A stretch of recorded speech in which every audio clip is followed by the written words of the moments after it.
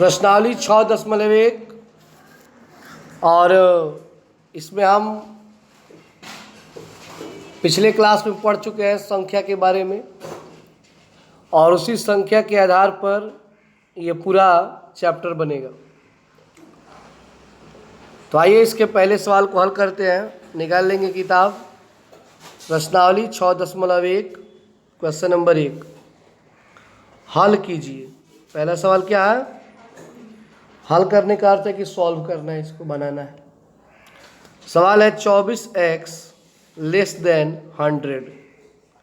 इसका अर्थ हुआ कि 24x जो है वो कम है 100 से। किससे कम है? 100 से कम है। जिधर मुंह खुला रहेगा उधर बड़ा अंक होता है और जिधर मुंह बंद रहता है उधर छोटा अंक रहता है। तो 24x अगर ऐसे पढ़ना हो इस साइड को तो इसको पढ़ते हैं लेस देन। क्या पढ़ते हैं? इसको पढ़ते हैं ग्रेटर देन। आगे वाले को पढ़ते हैं ग्रेटर देन। ग्रेटर मतलब होता है बड़ा और लेस मतलब होता है छोटा।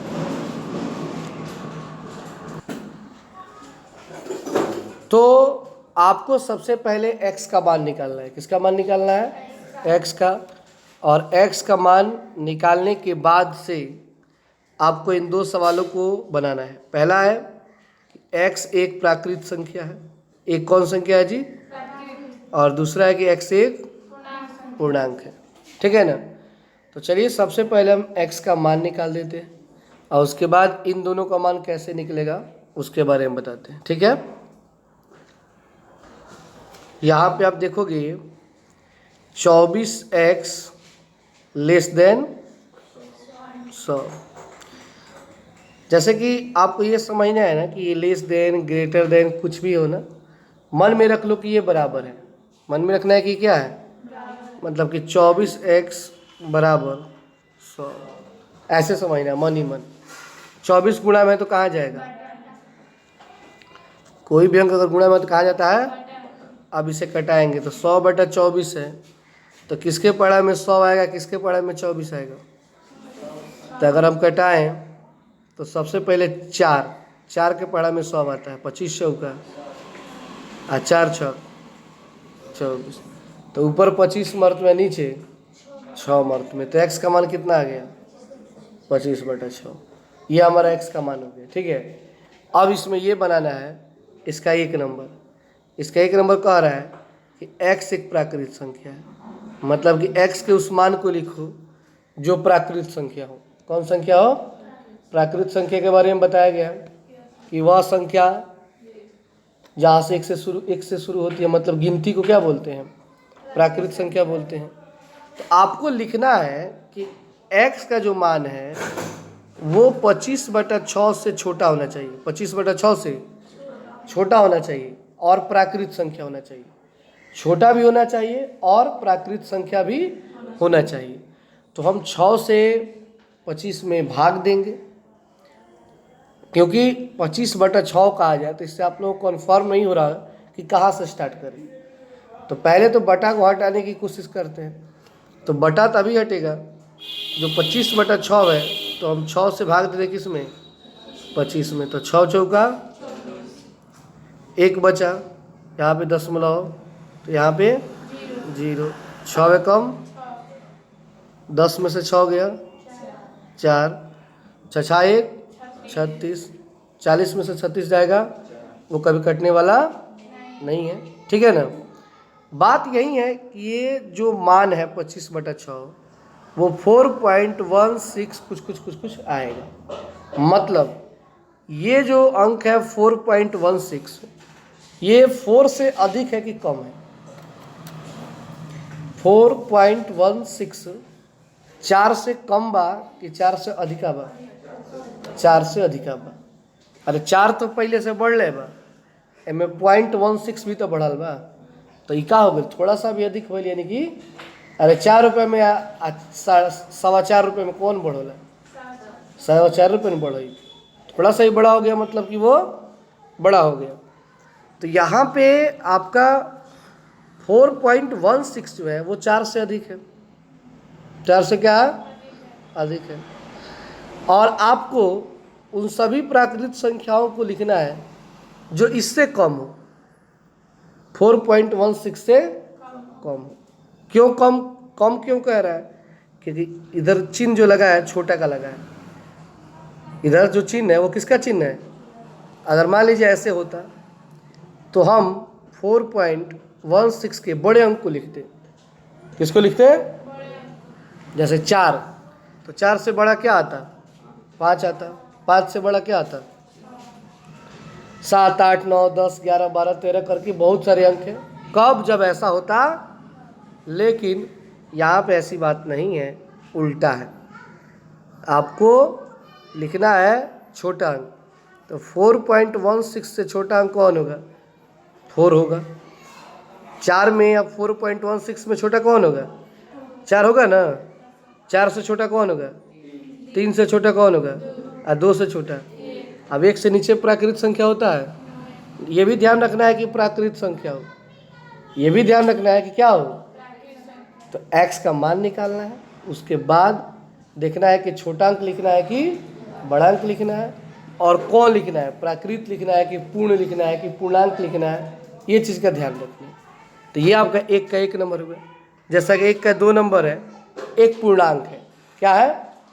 अब पूर्णांक में क्या आता है? प्लस भी आता है और माइनस भी आता है, जीरो भी आता है। बताया गया ना ये आपको। तो अब मान लीजिए 4 से छोटा तो 4 हो जाएगा, 3 हो जाएगा, 2 हो जाएगा, 1 हो जाएगा। पूर्णांक में जीरो भी आता है, -1 भी आएगा, -2 भी आएगा, 3 भी आएगा, 4 भी आएगा, -5, -6, ये कभी ख़त्म होने वाला। इसलिए इसको क्या लिख देंगे? अंत में अनंत। इसको क्या पढ़ते हैं? अनंत पढ़ते हैं। तो आपका वो 1 नंबर और ये कितना नंबर हो गया? 2 नंबर। समझ में आ गया बात? कि पहले तो x निकालो। पहले क्या निकालना है? x, और उसके बाद से उसके प्राकृत को और पूर्ण संख्या के मान को लिख दीजिए। 4 से कम, 4 से 4, 4 से ऊपर नहीं लिखना है। समझ गए ना? तो चलिए इसको उतार लीजिए। सबसे पहले चैप्टर का नाम लिखेंगे, चैप्टर 6 लीनियर इनइक्वालिटीज, रैखिक असमीकाएं, प्रश्नावली 6.1।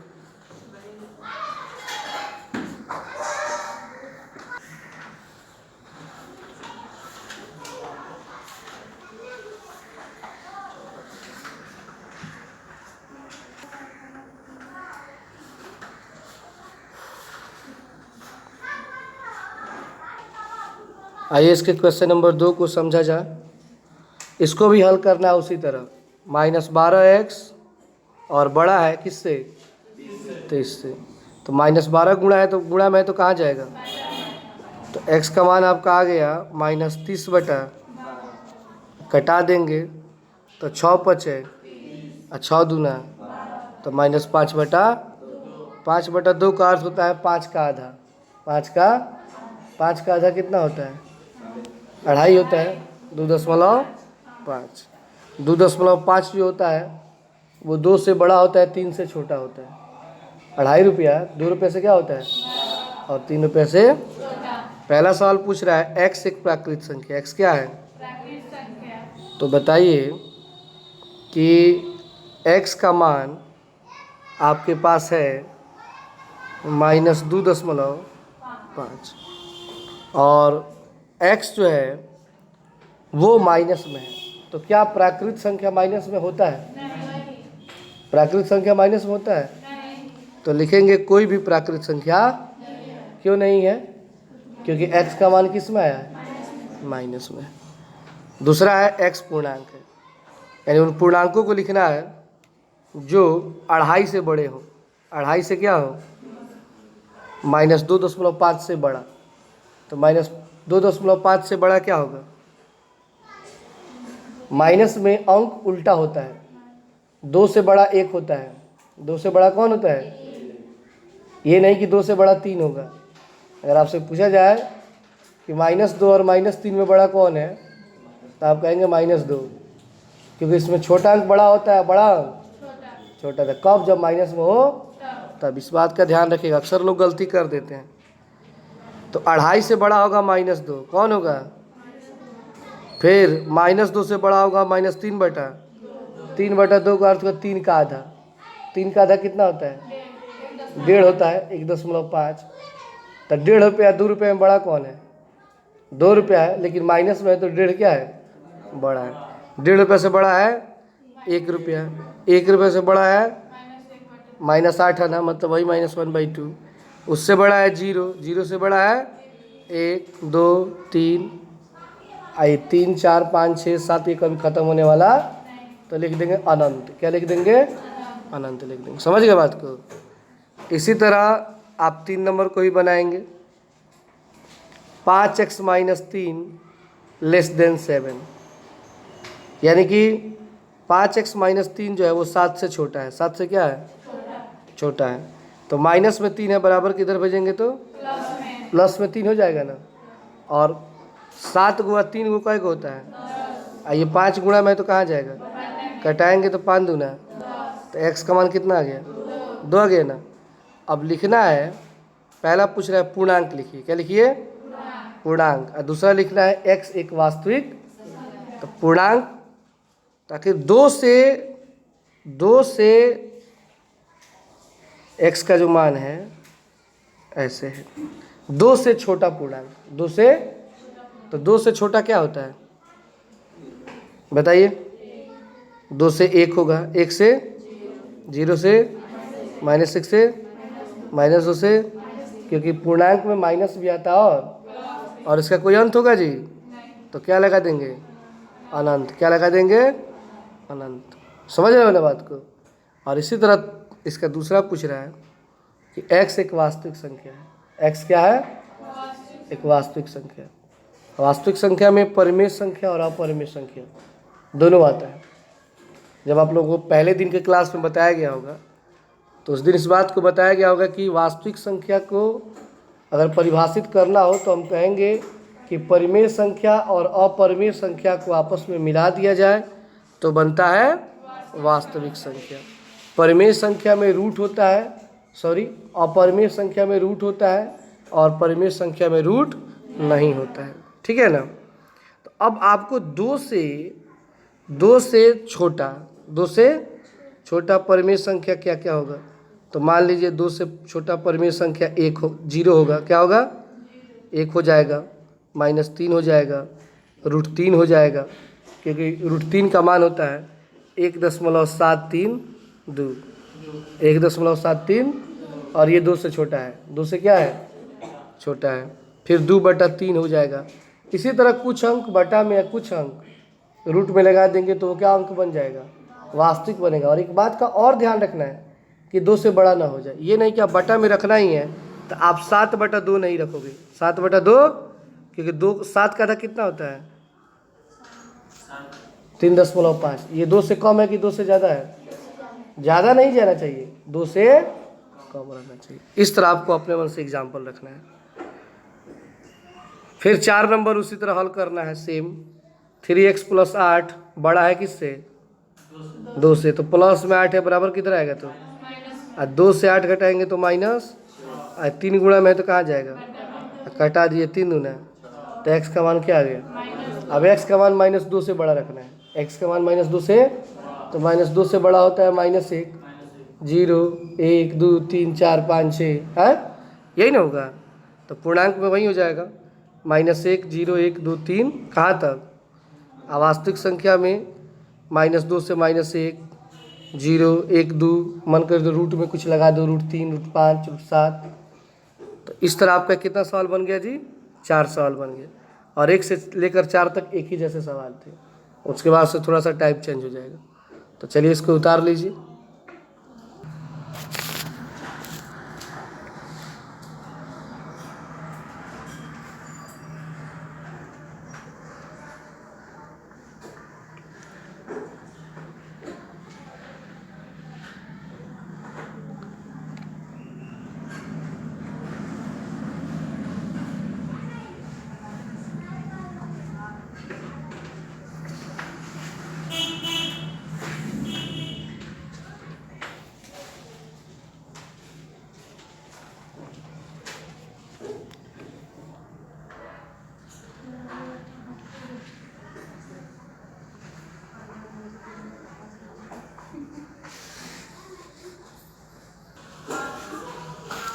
अब आइए क्वेश्चन नंबर 5 से 16 तक समझते हैं।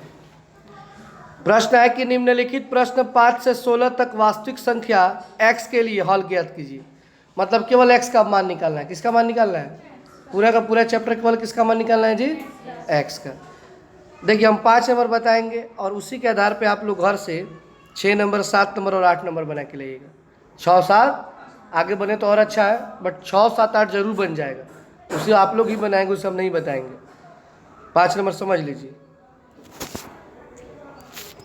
4x + 3 और 6x + 7, ठीक है ना।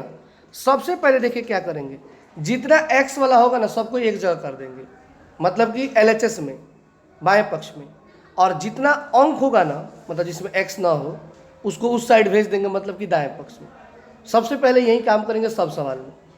तो यहाँ पे 4x है तो क्या लिख लिए, और इधर जो है प्लस में 6x इधर आएगा, तो अब कहीं भी x है इसमें, अब x वाला एक जगह हो गया। अब उधर कर दीजिए केवल क्या अंक, इधर पहले से कौन अंक है और इधर है अंक प्लस में 3 इधर आ जाएगा, तो ये काम सबसे पहले करना है सब सवाल में।